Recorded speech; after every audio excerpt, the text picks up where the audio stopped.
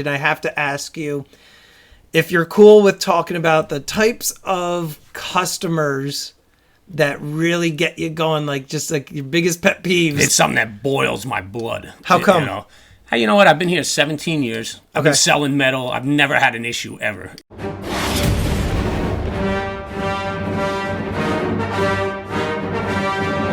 Andrew, what's going on, buddy? What's happening, Stormy? That's everything. Good seeing you. Good, man. I have a fun topic today. Yeah, it's going to be a good one. And, I don't want you to hold any punches. I want you to, just speak what's on your mind. And I have to ask you if you're cool with talking about the types of customers that really get you going, like just like your biggest pet peeves. Like I was thinking that would be a lot of fun, just like over the years, like the type of people you've come across. So I'm thinking that's what we're gonna do today. Pet peeves. Yeah.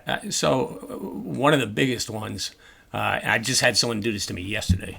I give them a gold coin or whatever they want. They come in asking for a specific coin or whatever. And I give it to them and they say, "How do I know this is real?" It is like it's something that boils my blood. How come? You know what? I've been here 17 years. I've Okay. been selling metal. I've never had an issue ever, and to think that I've been here 17 years, like selling fake gold is Right. just like so insulting. But I always, and I understand this business, everybody's a little skeptical. Yeah. They want to be paid in cash. They don't want to, they want everything their way. It's like, but I don't know. I understand. You take it like an insult almost. I take it like an insult. It's I understand where they're coming from. They're coming in here spending big money on metal, but to insult someone and be like, "How do I know this is real?" Yeah. It's But I'm going to cut you off, but no, you're good. I always tell them, I said, "Listen, I'll buy it back at any time. You get tired of looking at it, just bring it in my office. I'll buy it." But they don't want to hear it, dude. They think I'm selling them fake stuff. So skeptical. Yeah, I don't necessarily too. I understand why, because I've had a couple of my own instances where people have said something similar. I don't think that they're necessarily thinking of it as an insult. They're just like, how do I know this is real? But I get what you're saying, because it's like, how do you think I've been operating? I wouldn't this say long? it to somebody if we were negotiating. Yeah. Well, put it to you this way: like, would that person go to a jewelry store to buy, let's say, a pair of diamond earrings for their wife and say, "How do I know these are real?" I doubt that they would say the same thing. Do you know what I mean? And it's not like you're just like a pawn shop. You're a bullion dealer and you're moving. Yeah, I mean, I still have people always questioning me, and like I said, I understand it, but it gets a little insulting at times. Yeah. And it's with everything. They want to know if it's real, the gold that you're selling them. You pay them in cash, they're holding it up in the air to look and see if it's, it's just some customers I send checks or wire, and like the wire takes a couple hours to get to their account. I send them, I say, at 12 o'clock I'm sending a wire. They call at 12:30. They call at 1 o'clock. They call at 1:30. I say, "Listen, you got to give it time to hit your account." And like they're just so skeptical of like getting, I guess they're worried about getting ripped off. And I understand that, but But I would imagine, though, when you're doing those types of transactions with those types of people, the first time that they deal with you, they probably are like that a lot more than the future. No, I get it. Right? I get it. But I always tell them, too, anything I sell them, I always buy it back. There's no, like, you're never stuck with anything. You said that to me. Yeah, even the first time we did business, I said, "Yo, you can't move this stuff, bring it back to me. I'll give you your money back." Don't get me wrong, I wouldn't do that with everybody. No, but still. Even to them, wholesale's a little bit different, but to the general public, I tell them all the time, I said, I'll buy it back at that day's market price. You know what I mean? That's nice of you to do. At least that puts their mind at ease, gives them some reassurance. And again, I'm sure you tell them, "Listen, I've been in the business 17 years. It's the last thing to worry about. Yeah. I will buy it back anytime. Have you ever in the history, because I've had this happen, where, I've gone to coin shops or we buy gold places or whatever, because I go around in the area and sometimes we'll buy stuff from different people. Not everybody has the same stuff in stock. And once in a blue moon, they have sold me like a fake item, and not intentionally. It's just that they had so many coins that come in that day. They haven't had a chance to look through it all. Right. I go home and I'm like, "Oh, you could just look at this panda's fake. You could just look at." Right. Have you ever had that happen in the past where maybe like one thing has gotten by you, and then So I buy from the dealers. Okay. So a lot they're buying from the public. A lot of the times they thoroughly go through it before they put their money out. Yeah. So I'm getting like a second look at what they purchased, and they might have done it on their end. But you know what? Stuff gets passed all the time. Yeah. Thankfully, a lot of that stuff, like I said, I deal with a lot of dealers, and it gets shipped out to wholesalers, and they just don't pay you for it. It's not like you sell something that's not real, like to the public. They put you on Facebook. They blast you all over the place. And it was an honest mistake. I'm sure that the guy that sold it to you didn't. They took it back immediately. Yeah, it was an honest mistake. I'm sure he didn't do it on purpose, but it happens. I actually asked them to keep it. I said, "Can you just, or because I wanted to use it as like an educational video type of thing, and just keep it as a prop. I have a collection of fake coins that I've purchased over the years that I use as a prop. I have one. I'll show you. You have stuff there too. Yeah.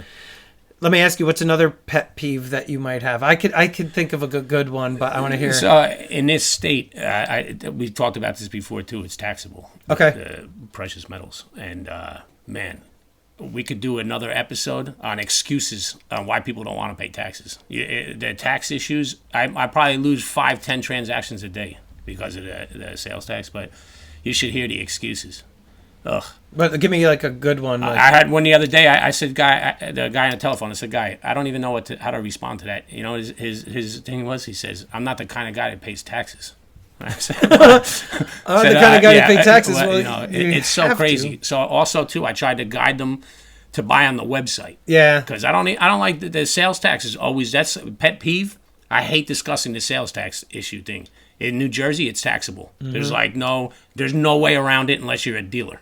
And these people, they just come in, they bring tax ID numbers it has to be industry related too. Right. They'll bring a plumbing company's tax ID number. So, what has to be industry related. But that's one of my pet peeves. Definitely that sales tax thing's up there, and probably not a lot of people relate to it because their state's not taxable. Yeah. But here it is, and man, it's some issue, dude. I know. I had a guy on the phone the other day. I was trying to tell him that he has to purchase on the site, and he goes, I don't know how to use a website. So I said to him, listen, this is 2023. Like, I don't know what to tell you. I can't. If you don't know how to use a website, I don't know. We can't do business. I don't think, and I honestly think too, somebody like that, like if they can't work a website, I don't know if that's the type of customer that you want because they're going to be 25 phone calls on every purchase. Yeah. You know what I mean? No, that's not the type that you would want. How about the customers? Because your pricing, at least with me, your pricing is very low, and I'm not trying to, boost my competition in terms of like sales wise. But yes, you do move it. You're priced very, very well. By the way, BayshoreBullionExchange.com. Go check him out there. But your pricing is very, very competitive. So do you have people that come in? And I know, again, it's the dealers mainly that you're dealing with, but when they really try to like knock your price down even further, you're like, I could do, $1 over spot for you or 75 cents. They're like, will you do 30 cents over spot? Like, do you get that a lot or? Yeah, people try to negotiate. They try to haggle the pricing, but it's pretty, I work like with the market. So it's pretty, I'm not going to give it less than what the market is. When I can get more on the wholesale market, but it's all price to sell. I'm not like I don't plan on sitting on anything long. Mm-hmm. I don't carry products that like I'm going to make hundreds of dollars on each one. This is a turtle race. Yeah, it's just it's slow and steady, and a couple dollars here, a couple dollars there. It all adds up at the end of the day and the week. I don't want to sit on this stuff. Any other types of customers that you've dealt with over the years that was like, can you think of any instances where you've worked with somebody in the past where what a major pain in the ass that person was, or you might have somebody you just don't want to give it away. On a wholesale level, I have a lot of people that I try to work as tight as possible, and you just can't make them happy. I think I told you about this last time off camera. This is the second Friday in a row. I lost a 50-ounce Gold Eagle deal over $5 a coin. And you talk about $100,000 transaction, and I'm going to lose it over $200, $250. And like, these people don't even understand. It might cost me more than that to ship it. You know what I mean? And it's just working really tight, and I don't know about a pet peeve, but it's something that when negotiating with dealers is like, it's like splitting hairs. Yeah. You know, you're arguing with somebody to make 20 cents instead of 10 cents. Yeah. You know what I mean? It's like, it's such a pain in the neck. Yeah. It's such a pain in the neck, and that's putting it lightly. You know, I appreciate your insight with, you know, kind of like what goes on in your world, business to business, because a lot of the people that are watching these videos, they're mainly retail coin shops and bullion dealers. You do have that retail aspect to your business on the website, but mainly you're dealing with, you know, other dealers and wholesalers, which, you know, actually brings me to this next question, which I'm going to save for our next video. But I wanted to get into why some dealers are priced so vastly different than other dealers, and maybe you could give us some insight, because I've had that question time and time again. So I'm thinking on the next video, are you down for that? Yeah, sure. Spill the beans on it and kind of give us some insight. Sure. Thank you so much, buddy. Good seeing you, man. Good seeing you too. Yep.